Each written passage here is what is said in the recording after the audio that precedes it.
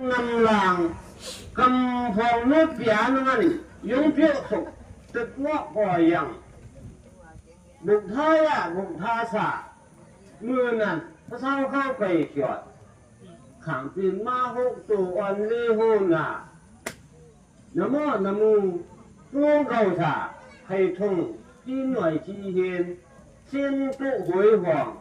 เขาคุ้มยาสึกว่าหัวกำพองอันสองตุยังเรื่องสดตรงก่อยังกูกาก้มจิบ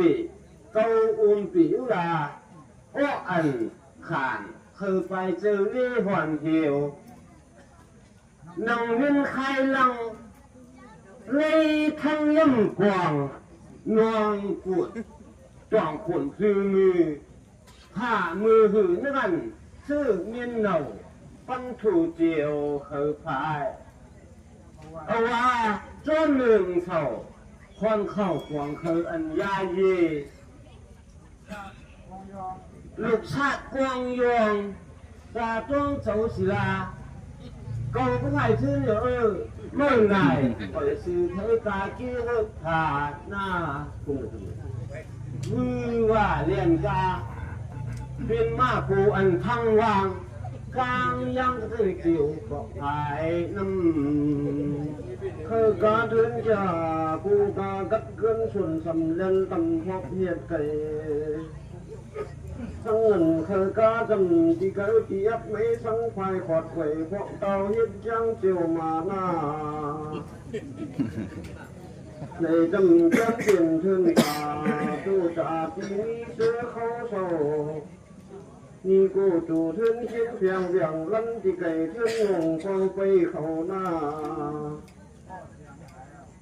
อ้อเสียงที่ขายเรามันหย่อนอย่างเรื่องเฮ้ยผู้คุณกำทำจู่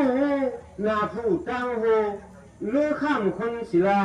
เหมาะผู้กำหักโหในจำเรียนการโห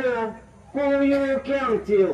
ข้าเลี้ยมมันเกี่ยงไว้เลยขอกแกะลุงกูกาเจ้าศิลาเขาซื้อหากโลหักขวัญเมียนอาจารย์เมื่อเหอกาติไก่เหอพายไว้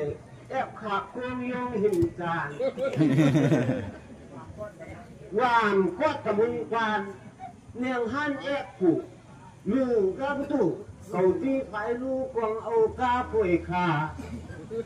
ย่องไว้ก้อยย้อยเอากาศิลาตาหนูเจาะประตูตั้งเจอหาสื่อไทย